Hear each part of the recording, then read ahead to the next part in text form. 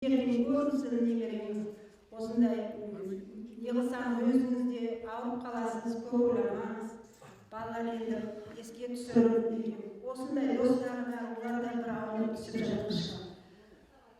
Жатқан жерлері жайлы болсын бәрін. Апайларына шақырып, апайларым класс жетекшілеріне сендердің сол кісінің жоқтығын білдірмей, ары қарай емтихандарыңды тапсырды, бәрін шығарып салды. Енді сол кезде тәрбиелеген осы оқушыларымыз, мысалы, сыйла қандай болса да бізді алдымыздан кесе өтпейтін. Қазіргі балалармен мүлде ұқсамайды.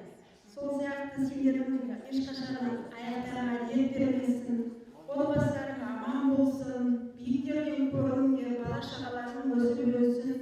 Осындай ораза айында, керемет Рамазан айында мынандай дастархан жайып, ең бірінші жаңа айтып жатыр ғой, өлі риза болмай тірі байымайды деп. Сол үлкен сендер сауапты іс жасап жатырсыңдар. Осы істеріңді келешекте де 30 жылдарың бар, 40 жылдарың бар. Өздерің болмаса да балаларыңа үйретіп, осындай тәрбие беріп отырған әрқашанда жолдарың болсын, ақ жол деймін сендерге. Бақытты болыңдар. Бізді ойлап барлығымыздың үйімізге келіп Руслан шапқылап жүріп, шақырып ұйымдастырып жүрген балаларға ақпарат неге осы жерге бас қасында отырған осы жерге түгел барлықтарына үлкен рахмет айтамын. Әрқашанда жолдарың болсын, бала-шағаларың аман болсын. Сіздерге жақсылық, сіздерге ағаларыңыз қабыл болып, ата сізге өзіңізді ұстаңыз, жақсы денсаулық берсін, Алла Тағала ораза айындағы іс-шаралардың қабыл болсын. Рахмет. 20 жыл деген оңай уақыт емес. Бүгін сол 20 жылдық тәрімді атап өткелі бастарым қосылып жатыр екен. Және үлкен, жақсы бір сауапты іс жасап жатырсыңдар. Үлкен рахмет. Енді бұл істеріңе Алла разы болсын. Анау ұстаздарыңды еске алып, араларында жүрген, кеткен достарыңды еске алып, мынадай бір ас беріп жатсыңдар. Алла қабыл қылсын. Енді Гүлжахан де бір аунап жатқан шығар разы болып. Жалпы ұстаздық деген бір құрметті мамандық екендігінің бүгін мен өзім куәсі болып отырмын. Өйткені ол кісіде қаншама бала-шаға бар, есіне алып, анамыз деп жаңағы құрметтеп, осылай іс-шара жасап жатыр. Қабыл болсын. Енді бәрлерінде бір үйдің отағасы, отанасы болып, өмірдің дәл бір бел ортасында жүрсіңдер. Енді алдағы уақытта істерің оңынан болып, бәрлерің діттеген армандарыңа жетіңдер. Осылай жұптарың жазылмай, жақсы өмір сүріңдер. Аман болыңдар. Ең басты заман тыныш болсын. Осылай игі істер атқарып, амандықта жүре беріңдер. Енді мен өзім атқа негіз шорқа келдім. Бәрінің түрлерін көз алдында, енді кейбіреулердің аттарын есіме түсіре алмай қиналдым енді. Ренжімеңдер. Енді мен сендерге сабақ бергенде жаңа мұғалімдіктің жаңа еніп, жаңа қызметін бастап жатқан уақыттағы оқушыларсыңдар. Әрине орындарың бөлек. Дегенмен мойындағылардың келмейтін де сәттер болатын. Өздеріңмен тең көріп, жаңағы уақыт деген өтеді, өздерің де өмірге араласып, үлкен бір жаңағы азамат болып отырсыңдар. Арттарыңдағы ұрпақтарыңа, бала-шағаларыңа енді жақсы тәлім тәрбие беріп, осылай үлгі істеріңменен амандықта жүре беріңдер. Жалпы бүгінгі істерің талайға үлгі болады деп ойлаймын. Өйткені сендер жаңа Гүлжахан апайдың сүт кенжесі болсаңдар, мына аталған мектептің алғашқы тұңғыштарысыңдар, орындарың бөлек. Ал енді сендердің іздеріңмен өздеріңнен кейінгі де түлектер осы істеріңді үлгі тұтады деп ойлаймын. Аман болыңдар. Өзіңізді бізде көріп біраз нәрсені еске алып отырмыз. Өзіңіз айтқандай кеше ғана сол сіздерде алғаш бізге сабақ беріп бастағанда жаңа оқу орнын тәмамдап алғашқы сол жұмыстарыңызға кіріскен уақыттарыңыз енді жас уақыттарыңыз. Дегенмен уақыт шіркін өз несін алады. Гүлхан апайымыздың пенсияға шығып деген жастарымыз ұзақ болсын, аман болыңыздар. Енді келесі сөз кезегін осы әдебиет сабағына берген тағы ағайымыз бар, Айдос ағай. Ауданда да осы әлемде жұмыс істеп жатыр ғой, жиі көріп тұрамыз. Айдос ағай, енді бір ауыз тілегіңізді айтып отырыңыз. Ал енді құрметті шәкірттер, не айтамыз? Мына рахым айында өздерінің мына жақсылықтың басын бастады. Ол жақсы, өте жақсы. Мына ас беру деген үлкен дәстүр ғой. Яғни осы асқа өздерінің бастарын қосып, бір-бірлерін көріп, кішкене 20 жылда қандай өзгеріс бар, мына өмірде қалай өзгерді деген мәселелерін бір-бірін көріп осында. Не айтамыз енді? Құрметті шәкірттер, бізге шәкірт көп боласыңдар ғой. Сендерге дейтіндер зор денсаулық. Мына игі істермен бастаған істерің ұзағынан жиындырсын. Мына өнер болып кеткен Гүлжан апайымызға, сол сияқты өзіміздің оқушыларына, мен де ана сияқты класстарына ас беріп осында, осы жақсы қабыл болсын, бәрі аман тілеймін, еттейміз де, мына жерде қана жақсы тілеймін, аман болыңдар, қайда жүрсіңдер.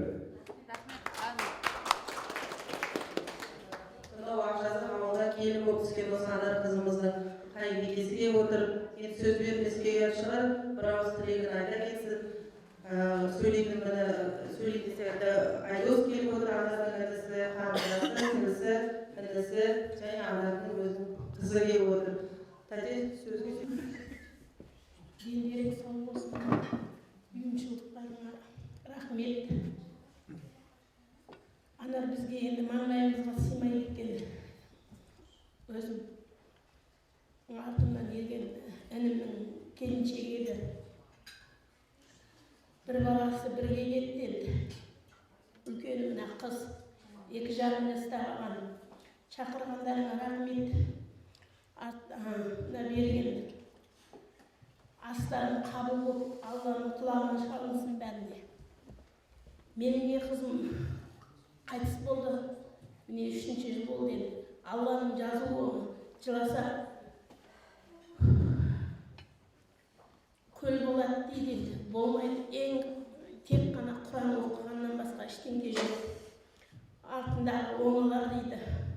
Артындағы балалар оңалсын, бауырлар оңалсын. Жылаймыз, қоямыз. Бірақ енді Алланың жазуы өзіне керегін алды. Анар ауырды ғой. Ең қызым авариядан қайтыс болды. Не деймін енді, барлық мұғалімдерге, мына ас беріп жатқан 20 жылдық оқушыларға бәріне рахмет. Еске алып бізді шақырғандарыңызға. Інім жұмыс істеді енді, әлі үйленбеген ол. Осы бір қызбен отырмыз. Менің үйім бөлек жақында. Осы бағып, қағып өсіп жатқан осы. Аман бол. Айдос Анардың інісі.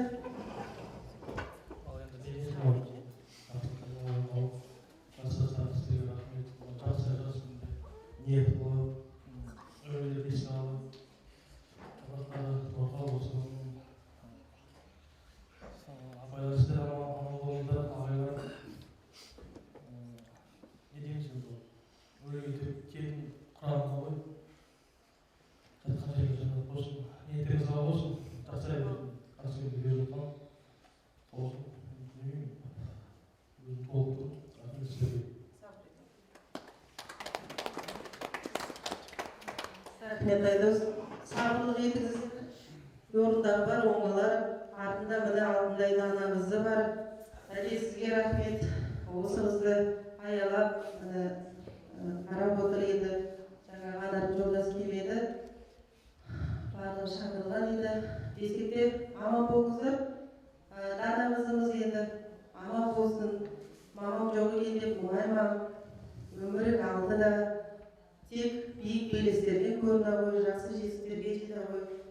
Мына апаң бар, апаң бар, ағаларың бар, аман бола ғой. Енді келесі мына класстастарымыздың дайындаған біраз слайд-шоуы бар. Кішкене еске алып қарай отырыңыздар. Жаңа дайындаған. Қазаларымыз мына жақта болсын.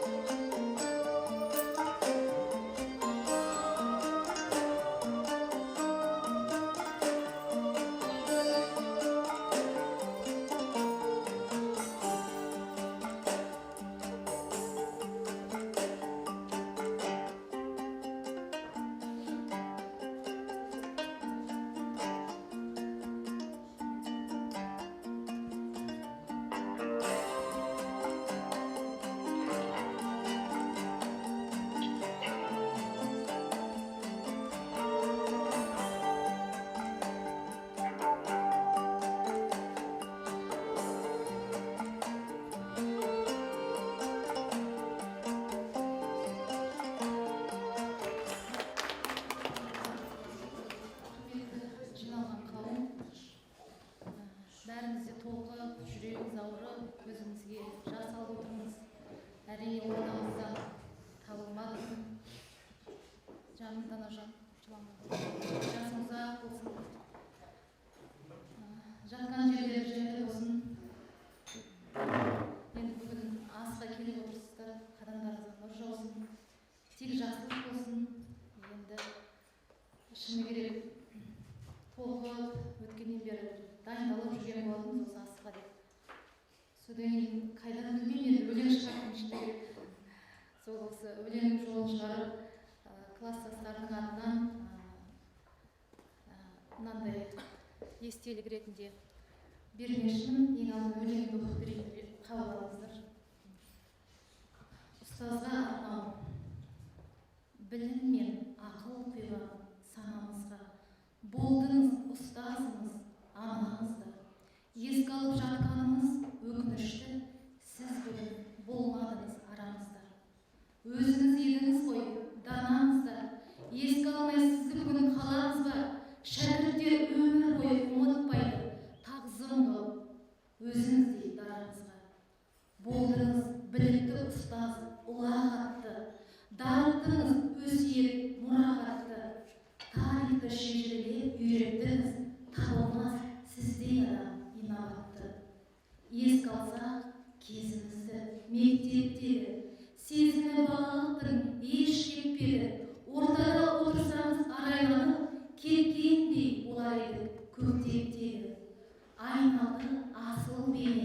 армандарға. Жақсылық жасадыңыз талай жанға. Болсаңыз 20 жылдық кездесуде шын бақыт болар еді қалғандарға. Ұстазға арнап бүгін ақ дастархан, ас беру жайымыз бар, о жаратқан. Қабыл бол ниетіңіз шын көңілден, мінгеніңіз бірақ бол һәм жанаттан.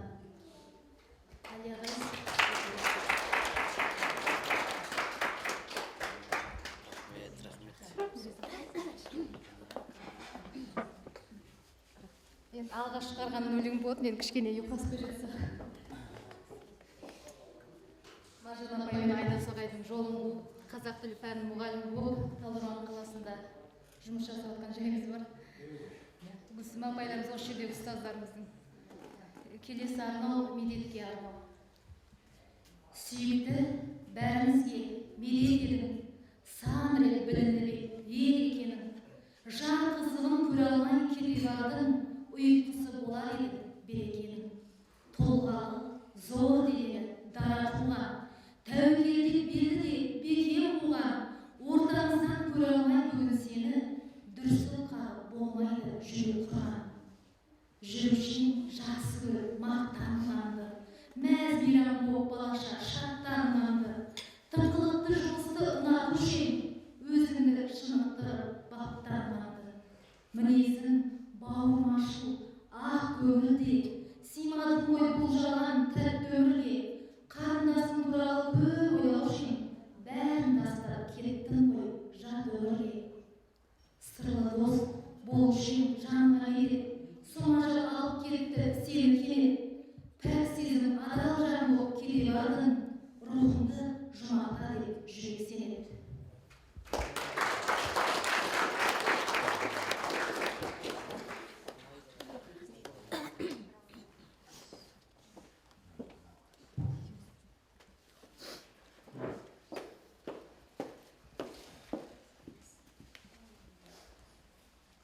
Келесі Анарға арнау. Анаржан, сағындық қой біз өзіңді, зар болдық естуге бір сөзіңді. Не көрдің айтшы жаным бұл өмірден, мінезің көрген еді шын төзіңді. Сағынып еске алады кластастарым, ортамызда отыр бүгін адал жарым. Әттең ай өкінішті болған бұл жай, төрімізден табылмады бүгін жаным. Өкіндер жағдай болып тұр осы бізді, толтырып жүрушінің қосымызды. Бүгін міне жолдастар арасынан көре алмады өзіңдей досыңызды. Көр еді қасиетін жиіттерген, мінезің ауыр еді тұйылып келген. Сонажал алып кетті ортамыздан, ажырап қызым менен сүйіктерден. Отыр әне қызым, адал жарым, ана отыр таусылып көз жанарын. Риза бол артта қалған мына бізге, ас беріп еске алуда кластастар.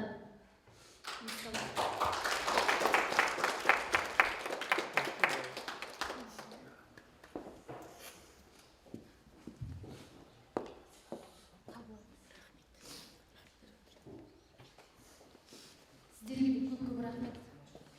Қабылдаңыздар, енді шын жүректен шыққан. Жанымыздың өзінің арнайы шығарған өлеңдері болатын, кластастарымызға, апайымызға.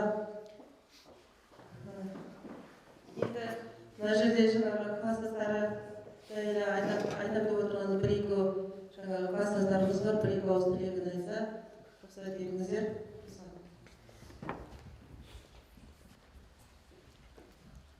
Кеш жарық, құрметті ұстаздар, сыныптастар, бүгін міне осы Рамазан айында бүгін еске алу кеші деп жаңа Гүлжахан апайымызды, Алтынбай апайымызды, өзіміздің анамыздай болған кісіні, медет марқұм Анар кластастарымызды еске алып, міне бір кеші өтіп жатырмыз. 20 жылдық өткеннен кейін не дейміз, жаңадан бері мына апайларымыз жақсы сөздер айтып кетті, жақсы уағыздарды айтты. Жаңа имамдар топыраққа болсын, жандар жанатта болсын.